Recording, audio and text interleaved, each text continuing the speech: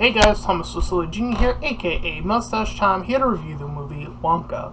If you end up enjoying this full movie review, then please feel free to like, comment, and subscribe. Also make sure to check out those links in the description, and we'll head you over to my petition to help out small YouTubers, second and third to my Patreon and PayPal, where you can help support me and my channel directly, and fourth to my Discord server. You can join, collab, and chill, and do all that cool stuff, and chilling will be reminded at the end of the review. Now, I've seen the trailer for Wonka a few times before going in to see the movie, and I will admit that I too was among the skeptics upon seeing at least the initial review. I was, alongside a lot of those who were saying, why would there even need to be a prequel to a movie that already had sort of like a movie that was like a alternative that also had a prequel material in it as well. It makes very little sense. But I was also willing to see if those inclinations of those thoughts were just poorly constructed, and if the movie could, tell its own story. And sure enough, I found myself, in that way, pleasantly surprised by this movie. I found this movie was quite charming, quite the opposite of the other two Wonka films, in that it definitely plays off of a whimsy and charm, whereas the other two are more so of a cautionary tale, I suppose, is a way of putting each of those two movies. And I can see the bridge making its way, though I will say that yes, I suppose a good criticism is saying, like, the connecting tissue between the two seems to be, the ending seems to be like there's still a gap that is to be filled, that being where Wonka would,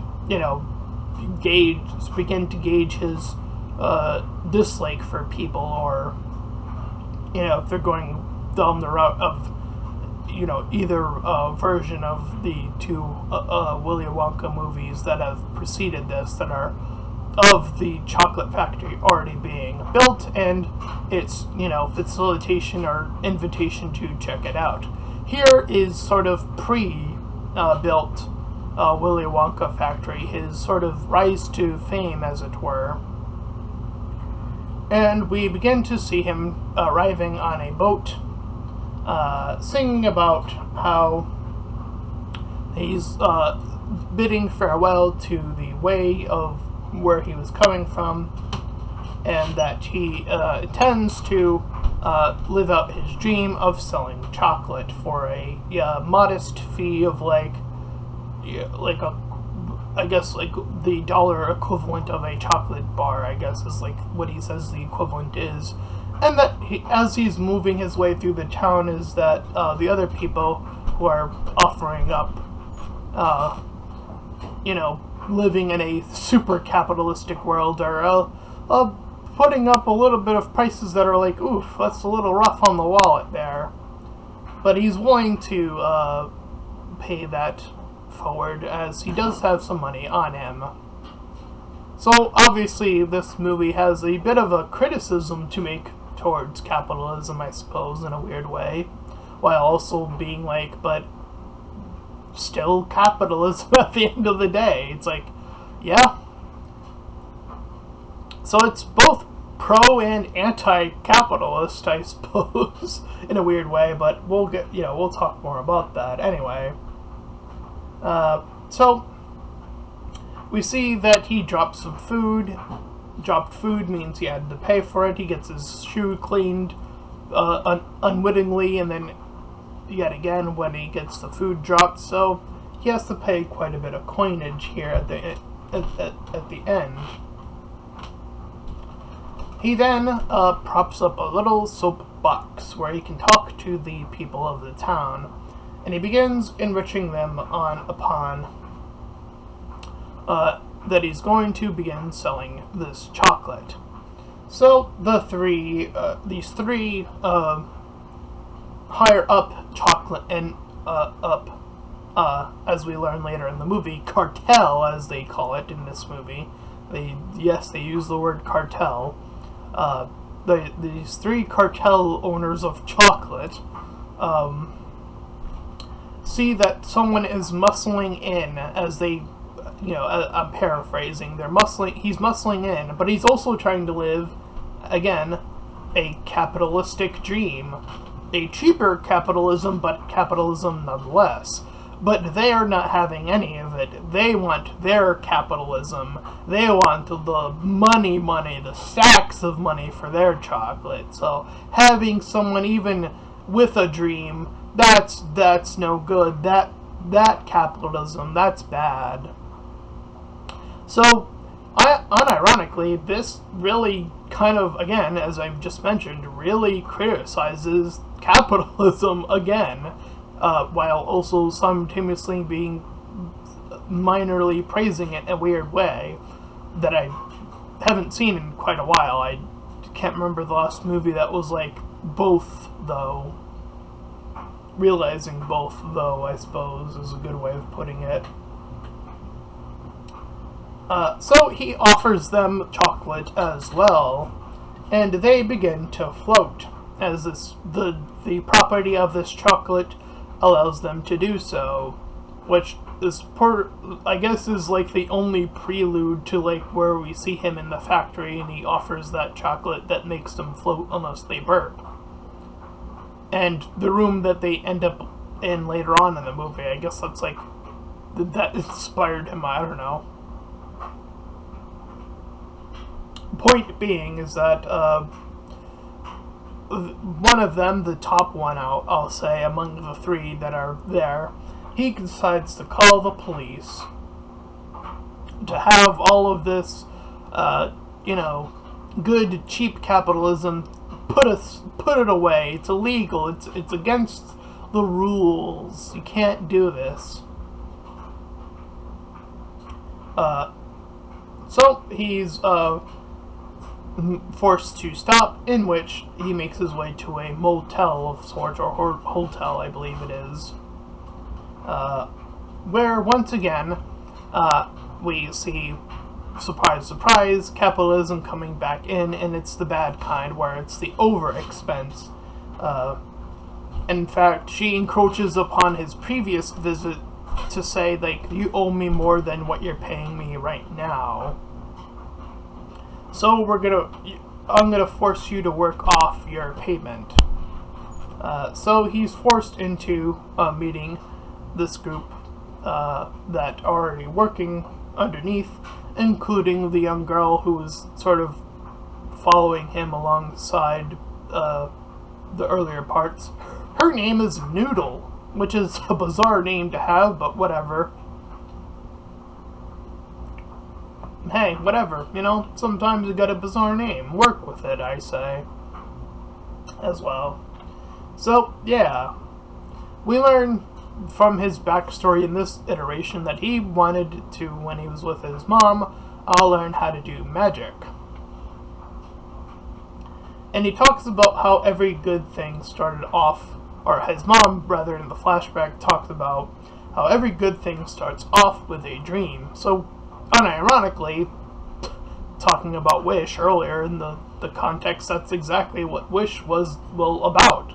Everything good starting from a dream, and those potentials for dreams being taken away, and somebody actually calling the protagonist of the movie the main antagonist / villain of the movie, completely misreading the entire point of the movie, and unironically, like, shepherding, like, this idea of a wish, which, by the way, the wish, just to harp on this bit, and then back to the movie, harboring on a wish that, in that movie was, this woman that wished to be, like, the best best, like, designer in the land or whatever, and she just gets made it. Like, that's the opposite of working hard for your goals. That is what they were saying that the protagonist was doing, but no, that's what the antagonist of the movie was doing. He was granting a wish that just gave her a free pass to be the best. A wish that just surpassed all of the work that she would have needed to do to get good if she wasn't already. Again, and not only that, again, to be the best, which means that now no one else needs to be that in that job market. She closes off all of the opportunities for anyone else to be the best if her wish is granted.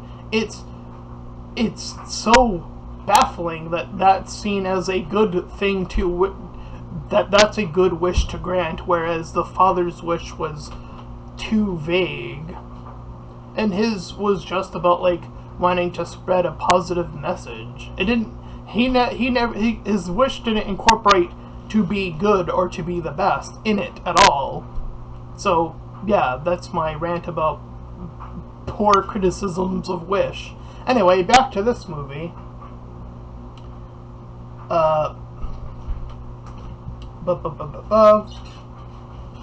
So he wants to team up with Noodle to escape, and he offers her a life supply of chocolate, and she, in return, offers him the ability to read. Now, his ability to read sort of happens like off camera, I guess. Like she offers him one letter, and then later on in the movie, he's just able to suddenly read. So I guess that all of that, the rest of that, just happens off screen, because boy, does a lot of other stuff just sort of happen in this movie.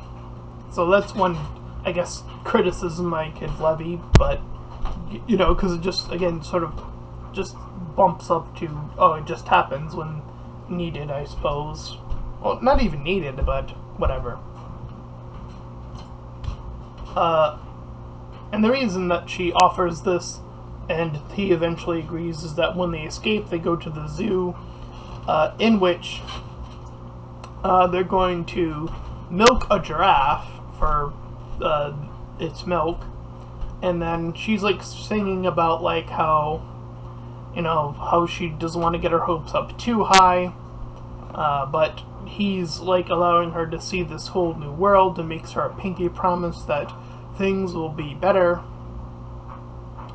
with given this chance. So Wonka is essentially like every big, he's like the anti-big YouTuber. He's willing to help the new person out, which is the antithesis of every big YouTuber that I know exists. Like, every big YouTuber would never help this girl out. Let's be real, because they wouldn't have known her. It's only if they were already in the circle of their friendship that they would allow to collaborate with her. Wonka is like, no, I didn't even know this girl not too long ago, but I'm still gonna help her. So he's like the anti-big YouTuber. He's willing to help out and give someone new a chance. So yeah, the anti-big YouTuber, but for chocolate.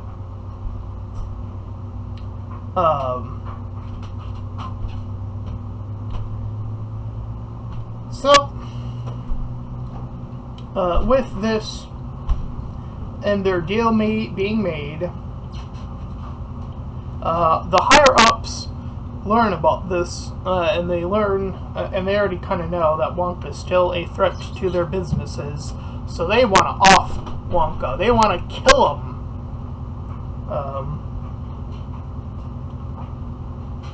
And so they're trying to win over the chief, in which they sing a song about his sweet tooth and trying to deal him in, and they keep raising the price of the amount of chocolate that they're going to offer him, and he accepts the biggest pot or bribe possible that they can conceive of.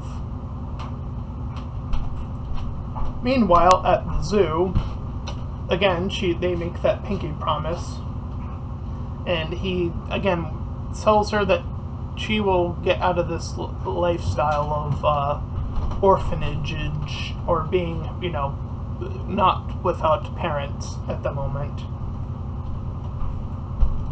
So again, she begins to sing about how things are not as bad as they were at the offset, and he joins her in the song, and thus, afterwards, the chief, like, separates them and warns him that he needs to stop doing what he's doing. that the three big organizations, one of them could include Disney. That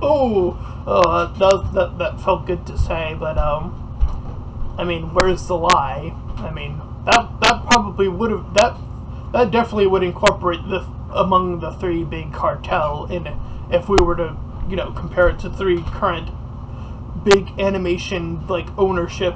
But I wonder who the other two would be then, if not just Disney alone, So I wonder if that was Warner making a jab at Disney, or maybe it's just vague enough to be well, you could insert it if you want to, right? I decided to just now, and that was not even scripted, because I have my notes. But I go off on tangents sometimes. It's sort of the thing I do from time to time. It's crazy. That's the reason you should subscribe. But anyway, so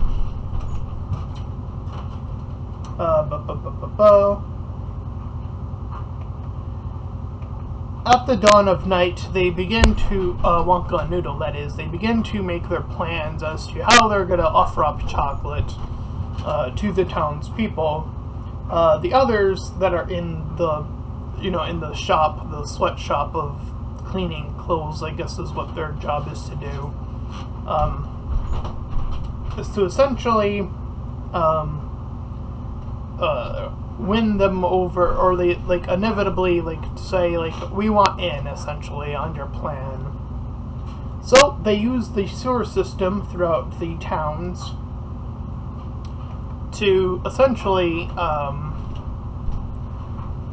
make their way, prop up a business or a sales pitch, and sort of when the police arrive, close up shop.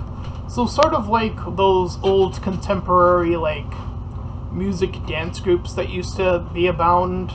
You don't see them anymore in the current era, which is a bit of a sad state of affairs, I suppose, because those things are really fun. Those little music groups that this is a group of people, and then it would be in these public settings, and then you would just see this group of people start just suddenly dancing, and then it's all choreographed and everything. And I forget the name of that, escapes me, but I want a movie about that. I've always wanted a documentary about that, because that subculture of America just absolutely fascinates me. But I know the issue with that movie would be getting the copyright to all the songs that you would need to do that kind of movie, so that would be a logistical nightmare. But hey, free movie idea for your big movie guys out there. Maybe someone with a lot of money that can just buy the music. There's a free movie idea in your free money. There you go. I'm doing the Willy Wonka, but I'm just offering you people money. The higher ups of the echelon that get to make all the movies. Here's your free movie idea. A free documentary about that subculture of America, which name totally escapes me right now. But you could just call the movie that. Whatever that thing was called. And there you go. Movie documentary that's gonna totally make a bunch of money. There you go. Free movie idea. Anyway, back to this movie yet again. So we get a little bit of montage. We see that the chief, is getting on the fat side, eating his allure of chocolate. Meanwhile, Wonka he was alluding at some point, and I forget where this happens in the movie, to this one Oompa Loompa. He manages to capture it, and the Oompa Loompa talks about how he was the sole guard of the last of this coconut stuff that was growing at their place, and that Wonka came along and just took it while he was slumbering and proceeded to use that in his ingredients. So he was operated or tasked to being left here to make amends for that slip up, I suppose.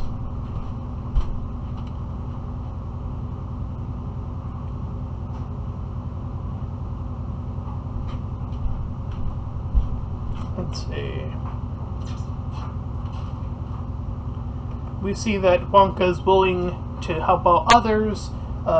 He helps out this man who's just got done proposing and then failed to when she was I want this in the relationship, and he couldn't quite fit that bill, so he's I guess that's not me, I'm out.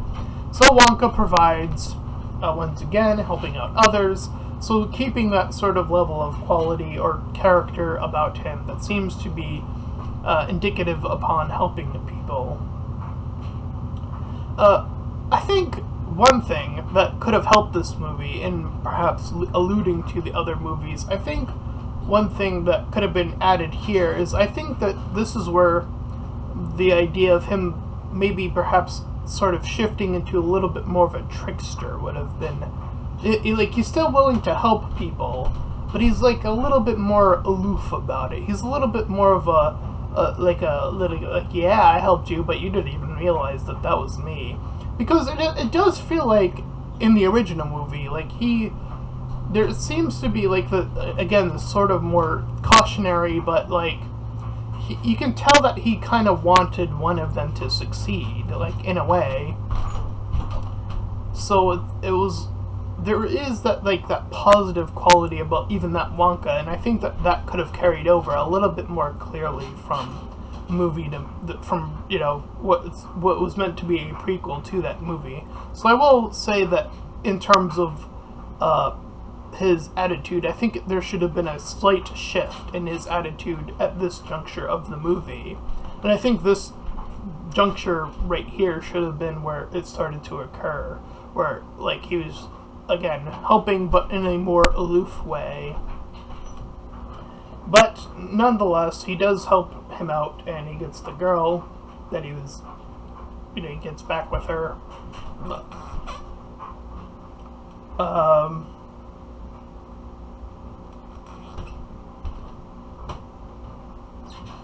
So the Oompa Loompa escapes after tricking Wonka pretty easily too,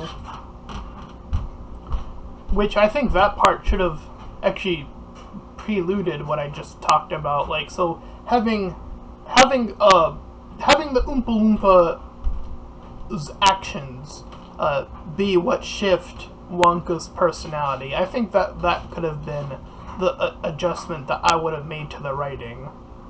You just have this moment where the Oompa Loompa tricks him as he does, in the same similar but simple fashion, and then having Wonka hit a realization at this point in the movie, being I still want to help people, but maybe I should be a little bit more have a little bit of that trickster quality, add a little of that magician, ooh, what's behind the curtain, what is really going on, add a bit of that mystery, that right there, I think that's the missing link that this movie needed at this juncture of the movie, in terms of its writing and performance as well.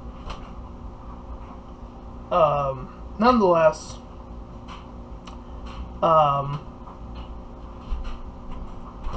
so the Noodle offers him a key to this building. I guess she secured it from the money that they were, collecting.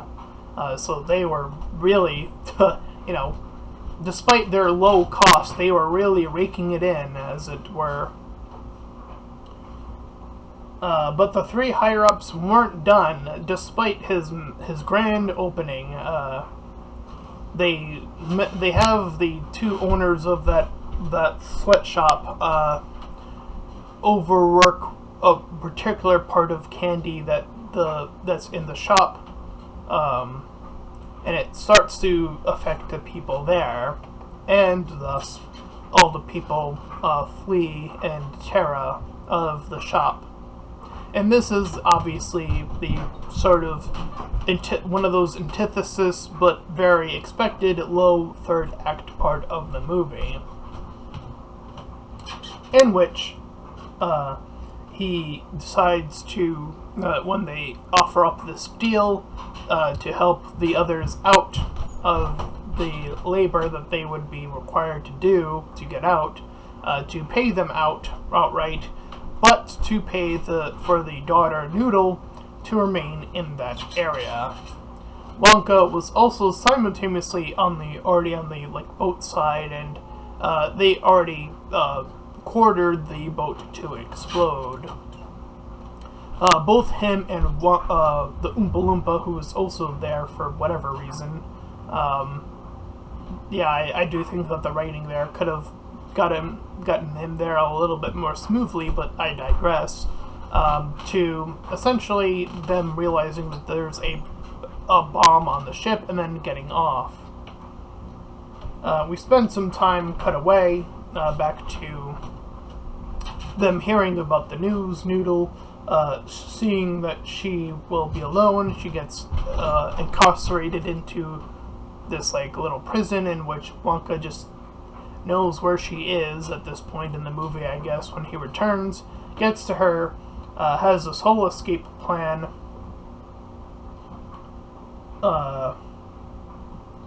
in which, after doing so, the Oompa Loompa says that, you need to step up to these guys. So they incorporate this really quick heist, in which, with the help of a giraffe, the same giraffe that they milked earlier, having run rampant into the church, where they have the whole underground meeting place under that church, to get that in there so that it can be abandoned, so that Wonka and her can exclusively get out. Unfortunately, they're tipped off by the main church guy, so the businessmen make their way back, capture them just as they get the book, fill the room with chocolate, in which the Oompa Loompa offers an assist to help them out when they were nearly about to drown in chocolate, because the room was filling with it. And this whole heist came about in the change of the greedy needing to be beaten by the needy, rather, what people need versus greed, hoarding money, capitalism, evil capitalism, overindulgence in capitalism, not sharing any of that wealth once it is accumulated in one spot. It needs to not only stay in one spot, it can even be absorbed by a competitor. That's now bad capitalism, sort of, again, greedy beating needy, as they allude to directly in the movie. So they split up their task, and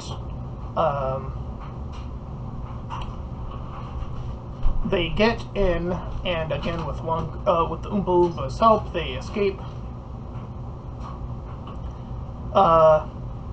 And it turns out that she has a relationship to that one guy, the main business guy.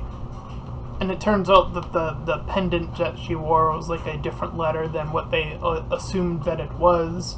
Her name, she assumed that was always the N. It turns out it was a Z, I guess. So they get, again, saved.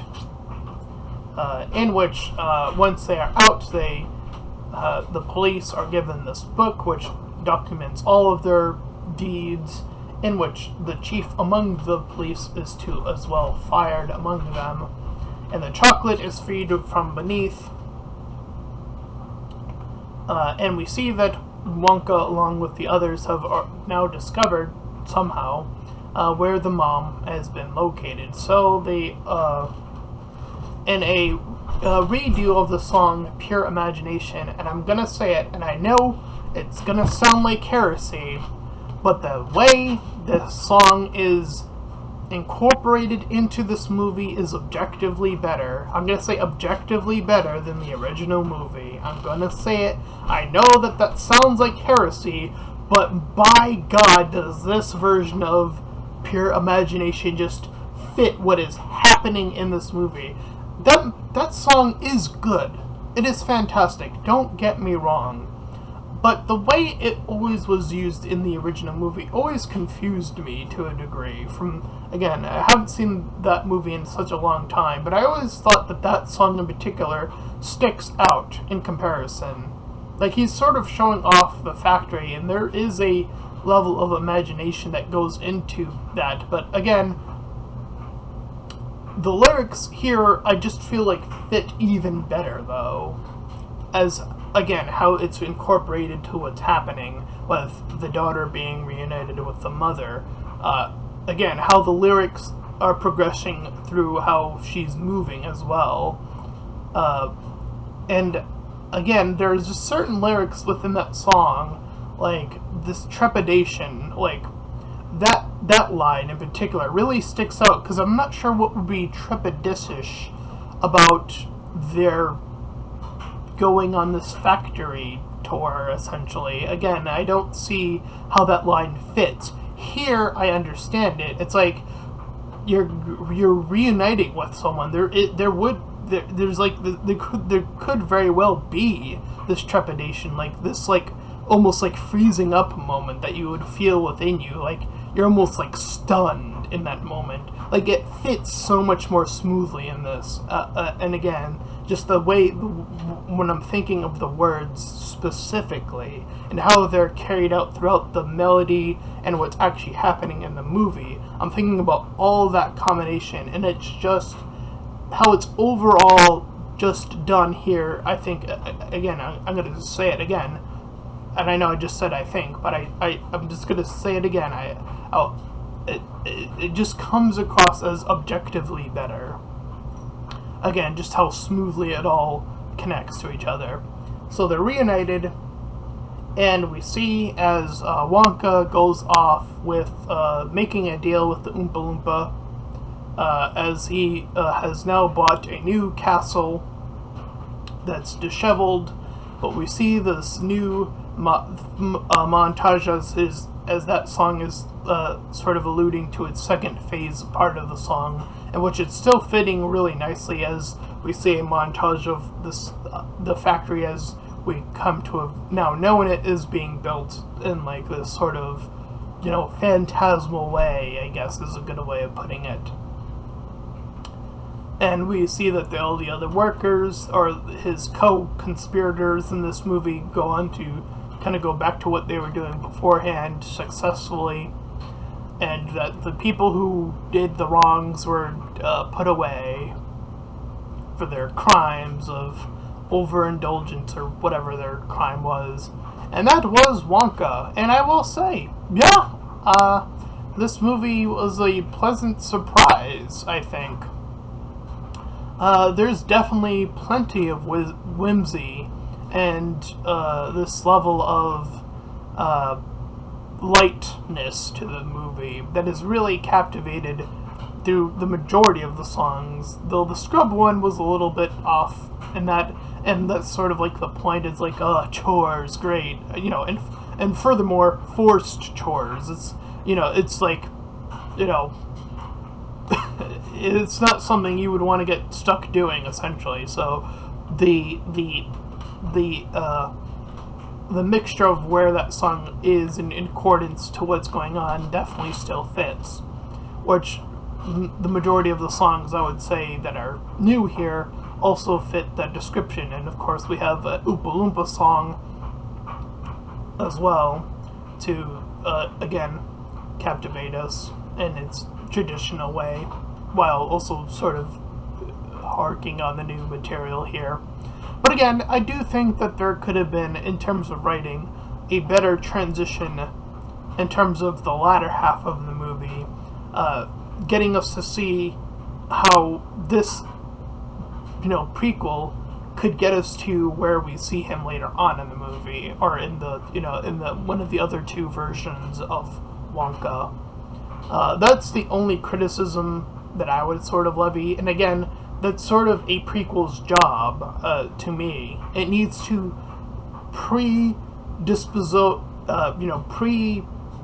a story and sort of capitalize, like, you can tell even from the prequel that that's where a character would end up. I think that's sort of a part that should be a part of a prequel's job, really, is to be like, yeah, and this is how you can see how they would get from point A to point B. I don't think that phase should be skipped. I think that should be explored again, especially towards the latter half of the movie. And there's definitely ways they could have gone about it. Again, having Wonka sort of shift his attitude after meeting the Oompa Loompa, after having that talk, again, kind of getting a more deceptive way of teaching people how to, better go about their lives or whatever, because that does seem to follow where he is in the original movie. So again, that level of writing, I think, is what is missing. But I will say that the rest of it is still sort of really smooth. So I'm still going to give it a 6 out of 10. And I definitely would have went higher if it did achieve both of those things. But that is definitely my full review of Wonka. If you ended up enjoying this full movie review, then please feel free to like, comment, and subscribe. Also make sure to check out those links in the description. One will head you over to my petition to help out smaller YouTubers. Second and third to my Patreon and PayPal, where you can help support me and my channel directly. And fourth to my Discord server, where you can join, club, and chill, and do all that cool stuff. And until next time, everybody, bye-bye!